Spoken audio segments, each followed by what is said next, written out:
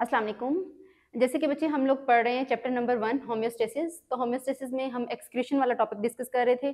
कल मैंने आपको बताया था एक्सक्रीशन इन प्लांट्स, ठीक है। उसके बाद हमने एनिमल्स में देखा था। आज हमने कॉम्प्लेक्स एनिमल्स जो हैं, जैसे हम इनवर्टिब्रेट से वर्टिब्रेट की तरफ जाएं, तो इस तरह से आज हमने देखना है, ठीक है। तो सबसे पहले हम देखेंगे एक्सक्रीशन इन हाइड्रा, ठीक है। हाइड्रा जो है इसमें एक्सक्रीशन जो है वो किस तरह से होती है। तो सबसे पहले अगर हम देखें, हाइड्रा जो है वो बिलोंग करता है फाइलम निडेरिया से। फाइलम निडेरिया मतलब ये फाइलम्स आप लोगों ने पढ़े होंगे फर्स्ट ईयर में, ठीक है। तो हाइड्रा जो है फाइलम निडेरिया से जो है बिलोंग करता है। और आपको ये भी पता होगा कि जो निडेरियंस होते हैं इनके पास स्पेशल क्या होते हैं, सेल्स होते हैं जिन्हें हम कहते हैं नीडोसाइट्स, ठीक है। और ये स्टिंगिंग सेल्स होती हैं।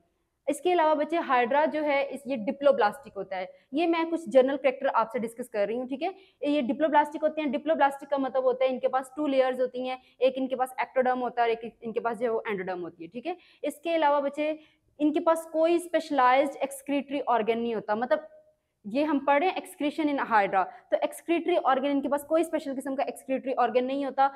अब ये क्या करते हैं, फिर ये किस तरह से एक्सक्रीशन करते हैं, क्योंकि बच्चे ये आइसोटोनिक सराउंडिंग, मतलब इनकी जो सराउंडिंग जो है वो आइसोटोनिक होती है। आइसोटोनिक एनवायरनमेंट में रहते हैं जहां पे इनकी बॉडी का इंटरनल और इनकी बॉडी की जो एक्सटर्नल एनवायरनमेंट है वो सेम होता है, ठीक है। जैसे मैंने आपको हाइपरटोनिक हाइपरटोनिक और आइसोटोनिक हमने पढ़े हुए एनवायरमेंट्स, ठीक है। तो आइसोटोनिक एनवायरनमेंट में क्या होता है, इनकी बॉडी के इंटरनल और बाहर जो एनवायरनमेंट सेम होता है। तो इस वजह से ये क्या करते हैं, अपनी बॉडी के जरिए, मतलब अपनी जो इसकी आउटर लेयर होती है स्किन, उसके जरिए ही क्या करते हैं, अगर इन्होंने एक्सक्रीशन करनी हो तो ये कार्बन डाइऑक्साइड जो है उसको बॉडी के अंदर ले जाएंगे और बॉडी के जरिए ही, मतलब स्किन के जरिए ही सॉरी ऑक्सीजन को जो है वो अपनी स्किन के जरिए बॉडी के अंदर ले जाएंगे और जो कार्बन डाइऑक्साइड होती है उसको बॉडी से बाहर निकाल देते हैं। तो इस तरह इनके अंदर बहुत सिंपल सा एक प्रोसेस है, ठीक है, एक्सक्रीशन का। तो एक्सक्रीशन ये सिंपल करते हैं, ऑक्सीजन जो है इसको अंदर ले जाते हैं और कार्बन डाइऑक्साइड को बॉडी से बाहर जो है वो रिलीज कर देते हैं। इसी तरह हम बच्चे आगे की तरफ जाते जाएंगे तो ये कॉम्प्लेक्स सिस्टम आता जाएगा। जैसे कि हमने एक्सक्रीशन इन हाइड्रा पढ़ा, ये हाईली जो है वो सिंपल एक मेथड है, ठीक है। उसके बाद अगर हम देखें एक्सक्रीशन इन प्लेनेरिया, तो planaria as compare to hydra थोड़ा सा डिफिकल्ट है, ठीक है।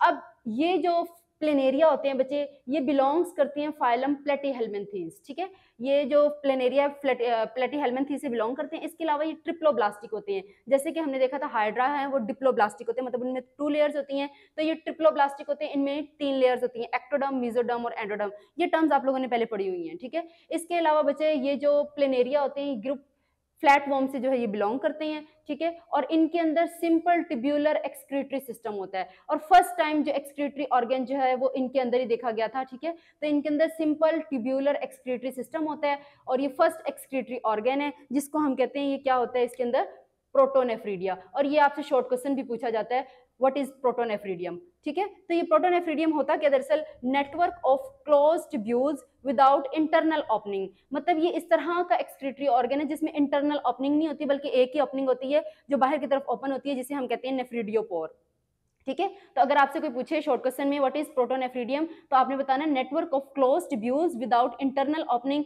कोई इंटरनल ओपनिंग नहीं होती, सिर्फ एक ही एक्सटर्नल ओपनिंग होती है जिसे हम नेफ्रीडियोपोर कहते हैं। अगर हम इसमें देखें कि किस तरह से इसका मैकेनिज्म होता है, इसमें एक्सक्रीशन होती किस तरह से है, तो यहाँ पे मैंने एक प्लेनेरिया बनाया है, ठीक है। और इसके अंदर ये ट्यूब्यूल्स का आपको नेटवर्क नजर आ रहा होगा, इसको दरअसल हम कहते हैं प्रोटोनेफ्रीडियम, ठीक है। अब यहाँ से मैंने इस प्रोटोनेफ्रीडियम को बड़ा करके देखा है, तो इसमें दरअसल पाए जाते हैं फ्लेम सेल्स, ठीक है। और फ्लेम सेल्स के साथ ये आपको ये नजर आ रहा होगा, इसमें फर्दर आगे ट्यूब्यूल्स हैं। तो फ्लेम सेल्स में बच्चे यहाँ पे ये कुछ ना इस तरह से स्लिट्स होती हैं, जैसे कि आप लगा लीजिए फ्लेम सेल इस तरह का है, ठीक है। तो ये आपको बाहर ये ओपनिंग नजर आ रही होंगी, ठीक है। इनको दरअसल कहा जाता है स्लिट लाइक ओपनिंग्स, ठीक है। तो अब होता क्या, दरअसल यहाँ पे ये फ्लेम सेल्स जो ये पाए जाते हैं, जैसे इस तरह से आप लगा लें, यहाँ पे फ्लेम सेल्स पाए जाती हैं। अगर फ्लेम सेल को फर्दर बड़ा करके देखा जाए तो इसमें न्यूक्लियस होता है और इसमें सिलिया होते हैं, ठीक है। ये फ्लेम सेल के जो सिलिया होते हैं ये क्या करते हैं, ये बीटिंग करते हैं। बीटिंग का मतलब इस तरह बार बार जो है ऊपर नीचे होते हैं। बीटिंग जब ये करते हैं तो यहाँ पे ये जो ब्लू कलर का ये मैंने बनाया हुआ है, ये दरअसल इंटरस्टिशियल फ्लूइड है, ठीक है। मतलब प्लेन एरिया जो है इनकी बॉडी के अंदर इंटरस्टिशियल फ्लूइड होता है,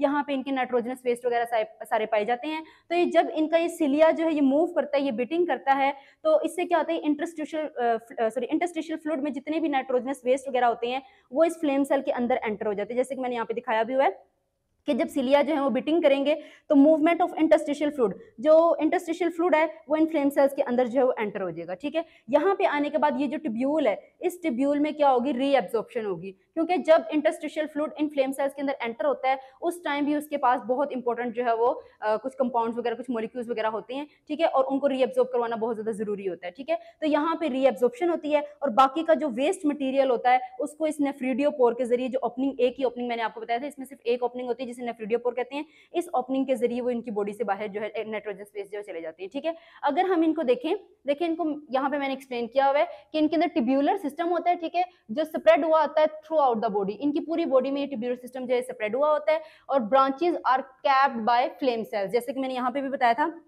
कि जो ब्रांचेस हैं इनके आगे क्या लगे होते हैं, फ्लेम सेल्स लगे होते हैं, ठीक है। Each flame cell has a tuft of cilia, हर फ्लेम सेल के पास क्या होते हैं बच्चे, टफ्ट ऑफ सिलिया होते हैं, ठीक है, whose biting propel interstitial fluid into the tubular system, और जब ये सिलिया क्या करते हैं, ये बिटिंग करते हैं, ठीक है, तो उससे क्या होता है, इंटरस्टिशियल फ्लूइड जो है बाहर से, यहाँ से जो इंटरस्टिशियल फ्लूइड है वो इन सिलिया के अंदर एंटर हो जाता है, सॉरी इस फ्लेम सेल के अंदर एंटर हो जाता है, ठीक है। अब वो कह रहे हैं beating of cilia looks like flickering cells, यहाँ पे मैंने बताया है फ्लिकरिंग सेल्स, फ्लिकरिंग जो है फ्लेम सेल्स होते हैं, दरअसल होता क्या, जैसे आग के शोले नहीं होते, आग बाहर निकलती है, इसी तरह ये भी जो है वो आग के शोलों की तरह इस तरह बीट कर रहे होते हैं बार बार, इसीलिए इन्हें कहा जाता है फ्लेम सेल्स, ठीक है। Therefore cells are referred as या फिर टर्म्ड एज फ्लेम सेल्स, इसीलिए इनको फ्लेम सेल्स कहा जाता है क्योंकि ये आग के शोलों की तरह होते हैं। उसके बाद अगर हम देखें फ्लैटवर्म्स को, तो फ्लैटवर्म्स जो हैं ये दो तरह के होते हैं, फ्रेश वाटर में पाए जाते हैं और इसके अलावा ये पैरासिटिक हो सकते हैं। तो जो फ्रेश वाटर में पाए जाते हैं फ्लैटवर्म्स, ये क्या करते हैं, excrete very dilute urine contain ammonia, ये बहुत डाइल्यूट यूरिन जो है उसको सक्रीट आउट करते हैं और इसमें ज्यादातर अमोनिया होता है इनके यूरिन में, ठीक है। इसके अलावा पैरासिटिक फ्लैटवर्म्स होते हैं, मतलब पैरासाइट्स के तौर पर काम करते हैं जो, और ये कहाँ पे रहते हैं, ये होस्ट बॉडी के अंदर रहते हैं, और आइसोटोनिक टू होस्ट बॉडी, मतलब जैसी होस्ट बॉडी होती है वैसे इनके अंदर का इंटरनल एनवायरनमेंट होता है, ठीक है। तो इनका मेन फंक्शन होता है डिस्पोज नाइट्रोजनस वेस्ट, मतलब इनका काम होता है नाइट्रोजनस वेस्ट को जो है वो स्क्रीड आउट करना। और इसके बाद जो हमने पढ़ना है वो एक्सक्रीशन इन अर्थवर्म और कॉकरोच। अच्छा बच्चे, जैसे कि हमने पढ़ा था एक्सक्रीशन इन सबसे पहले हमने पढ़ा था एक्सक्रीशन इन हाइड्रा, ठीक है, उसके बाद हमने पढ़ा एक्सक्रीशन इन प्लेनेरिया, तो वो हमने पढ़ा था थोड़े से सिंपल थे, हाइड्रा बहुत ही ज्यादा सिंपल था, जो प्लेनेरिया वो थोड़ा सा डिफिकल्ट था। अब हमने देखना है एक्सक्रीशन इन अर्थवर्म, ये उससे थोड़ा सा मॉडिफाइड है, ठीक है। अब इसमें होता क्या है कि जो अर्थवर्म है बच्चे, ये बिलोंग करता है फाइलम एनालिडा से, ठीक है, फाइलम एनालिडा से बिलोंग करता है, और ये भी जो है वो ट्रिप्लोब्लास्टिक होते हैं, जैसे कि मैं आपको जनरल कैरेक्टर बता रही थी पीछे भी, तो ये अर्थवर्म के जनरल कैरेक्टर हैं कुछ कि ट्रिप्लोब्लास्टिक होते हैं, मतलब इनके अंदर भी 3 लेयर्स होती हैं, एक्टोडर्म, मेसोडर्म और एंडोडर्म, ठीक है। इसके अलावा ये होते हैं सिलोमेट्स, सिलोमेट्स का मतलब होता है जिनके अंदर खाली कैविटी होती है, जिनके अंदर जगह होती है, ठीक है, सिलोम होती है, उन्हें हम कहते हैं सिलोमेट्स हैं। इसके अलावा बच्चे इनका एवरेज साइज देखा जाए तो ये 6 to 8 इंचेस इनके मतलब साइज होता है, ठीक है।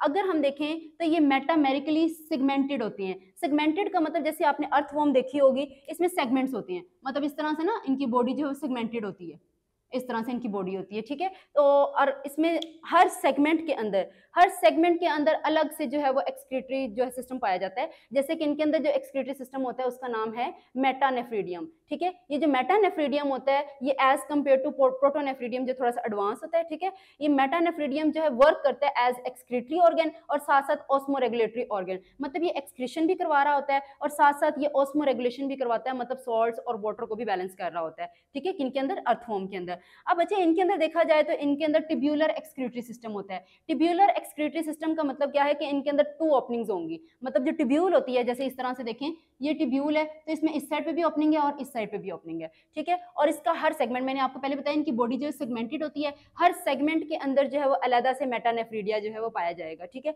जैसे कि यहाँ पे मैंने एक डायग्राम आपको शो करवाई हुई है, तो सबसे पहले मैं आपको बता दूं कि ये जो इनका मेटानेफ्रीडियम है, ठीक है, इसके 4 पार्ट्स होते हैं, जैसे कि यहाँ पे देख लें पहले।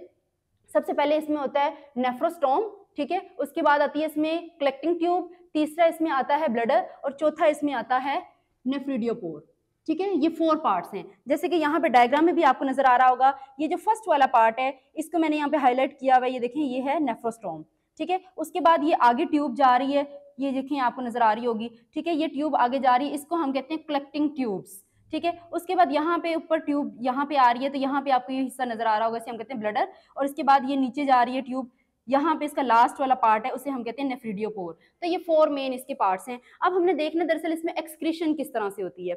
जैसे कि यहाँ पे आपको नेफ्रिडियोस, ये जो नेफ्रोस्टोम है, इस नेफ्रोस्टोम में आपको यहाँ पे सिलिया नजर आ रहे होंगे, और ये नेफ्रोस्टोम जब सिलोम के अंदर ओपन हो रहे हैं, मतलब यहाँ पे सिलोम होता है, मतलब यहाँ पे फ्लूइड होता है, ठीक है। जो नाइट्रोजनस वेस्ट वगैरह होते हैं वो इस सिलोम, इस फ्लूइड के अंदर होती है, यहाँ पे सिलोमेट कैविटी में जो फ्लूइड होता है वहाँ पे पाए जाते हैं, ठीक है। अब जैसे ही बच्चे ये सिलिया जो है वो बिटिंग करते हैं, तो क्या होता है, जो इसके अंदर नाइट्रोजनस वेस्ट वगैरह होते हैं वो यहाँ से मूव करते हैं इस ट्यूब की जो ल्यूमेन होती है, ल्यूमेन कहते हैं ये जो ट्यूब है, इसके अंदर खाली जगह जो है, ठीक है, यहाँ पे मैंने हाईलाइट भी किया हुआ है कि ये ल्यूमेन में से गुजरते हुए यहाँ पे ये इस तरह आते हैं, ठीक है। और यहाँ पे आपको नजर आ रहा होगा, मैंने ये जो इसकी कलेक्टिंग ट्यूब्स हैं, इनके बाहर ये रेड सी आपको नजर आ रही होंगी, ये दरअसल क्या है, ब्लड कैपिलरीज हैं, ठीक है। यहाँ पे क्या होता है दरअसल बच्चे, आपको पता है जैसे ह्यूमन में भी आपने पढ़ा होगा कि जब भी नाइट्रोजनस वेस्ट वगैरह जब इनमें पास होती हैं, तो ये जो ब्लड कैपिलरीज होती हैं, जो भी इंपॉर्टेंट सॉल्ट्स और न्यूट्रिएंट्स वगैरह होते हैं, उनको वापस से इन ब्लड कैपिलरीज में एब्जॉर्ब कर लिया जाता है, ठीक है। और बाकी का जो वेस्ट मटेरियल होता है वो यहाँ से गुजर के इस ट्यूब में से यहाँ पे आ जाता है ब्लडर में, और जो मतलब ब्लडर में आता है, वो जब तक ब्लडर में पहुंचता है वो सारा वेस्ट होता है, बाकी जो भी इंपॉर्टेंट न्यूट्रिएंट्स वगैरह होते हैं उनको पहले ही बॉडी में एब्जॉर्ब कर लिया जाता है, ठीक है। और ब्लडर में जब वेस्ट आता है उसको आगे यहाँ से इस ट्यूब के जरिए और नेफ्रिडियोपोर के जरिए बॉडी से बाहर जो एक्सक्रीट आउट कर दिया जाता है, ठीक है। तो ये दरअसल इनके अंदर मैकेनिज्म है। मैंने आपको बताया इसमें 4 पार्ट्स होते हैं। नेफ्रोस्टोम होता है जो कि इंटरनल ओपनिंग है, जैसे हमने प्लेन एरिया में देखा था उसमें कोई भी इंटरनल ओपनिंग नहीं थी, लेकिन इनके अंदर इंटरनल ओपनिंग होती है, ठीक है। उसके बाद इसमें कलेक्टिंग ट्यूब्स हैं, ठीक है, जहाँ पे जो भी इनका वेस्ट मटेरियल है वो जाता है, और उसके साथ कलेक्टिंग ट्यूब को कवर किया हुआ है, सारी को कवर्ड है बाय ब्लड कैपिलरीज, ठीक है। और ब्लड कैपिलरीज का काम क्या होता है, जितने भी इंपॉर्टेंट न्यूट्रिएंट्स वगैरह होते हैं उनको दोबारा से बॉडी के अंदर रीअब्सॉर्ब कर लेना, ठीक है। और उसके बाद जो वेस्ट होता है उसको ब्लडर में भेज देना, और ब्लडर से वो नेफ्रिडियोपोर के जरिए बॉडी से बाहर एक्सक्रीट आउट हो जाती है, ठीक है। तो ये इनके अंदर जो था हमने अर्थवॉर्म में पढ़ा है कि एक्सक्रीशन किस तरह से होती है। नेक्स्ट है बच्चे हमारे पास एक्सक्रीशन इन कॉकरोच, ठीक है। अभी थोड़ा सा उससे और एडवांस है। अब यहाँ पे क्या होता है बच्चे, ये दरअसल आपको पता है कॉकरोच जो है ये बिलोंग करते हैं फाइलम आर्थ्रोपोडा से, ठीक है। और इनके अंदर जो सिस्टम होता है एक्सक्रीशन के लिए उसे हम कहते हैं मालपिजियन ट्यूब्यूल्स, ठीक है।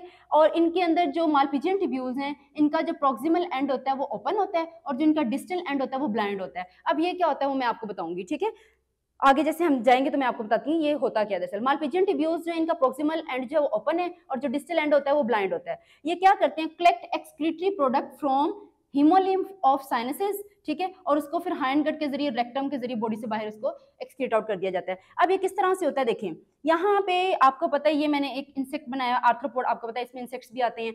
तो इसमें ना इधर से इनका जो ये आप एक्सक्रीटरी सिस्टम होता है इसके 3 पार्ट्स होती हैं। पहले को हम कहते हैं फोरगट, दूसरा जो होता है मिड गट, और तीसरा होता है हाइंड गट। ये मिड गट का लास्ट और हाइंड गट का जो स्टार्ट होता है यहाँ पे दरअसल पाई जाती है मालपिजियन ट्यूब्यूल्स, ये आपको नजर आ रही होंगी। यही मेन इनके अंदर एक्सक्रीटरी ऑर्गन है, ठीक है। अब होता क्या दरअसल बच्चे, मालपिजियन ट्यूब्यूल्स में आपको नजर आ रही होंगी, ये इनका ब्लाइंड एंड है, मतलब यहाँ से ही बंद है, ये नजर आ रही होंगी आपको, ठीक है। और ये इनका जो है प्रॉक्सिमल एंड है जो कि ओपन है, ठीक है। जैसे कि मैंने आपको बताया था डिस्टल एंड जो होता है उनका ब्लाइंड होता है, ये यहाँ पे ब्लाइंड है, लेकिन अंदर की तरफ देखें यहाँ पे तो ये ओपन नजर आ रहा होगा, ठीक है। अब होता क्या है, यहाँ पे पाया जाता है इसमें हीमोलिम्फ, ठीक है, इनकी बॉडी के अंदर पाया जाता है हीमोलिम्फ, और इनके साइनसेस मतलब कैविटी वगैरह में हीमोलिम्फ होता है। अब ये क्या करते हैं, मालपिजियन ट्यूब्यूल उस हीमोलिम्फ जो है वो पाई जाती है, ठीक है। अब ये क्या करती हैं, जब ये मूव कर रही होती हैं तो हीमोलिम्फ में जितना भी नाइट्रोजनस वेस्ट वगैरह होता है, जो साइनसेस मतलब कैविटी में जितना भी वेस्ट होता है, उसको ये इकट्ठा करती हैं, कौन, मालपिजियन ट्यूब्यूल्स, और उसको भेज देती हैं कहाँ पे, हाइंड गट पे। ये देखें मैंने आपको बताया था हाइंड गट में ही मालपिजियन ट्यूब्यूल्स होती हैं।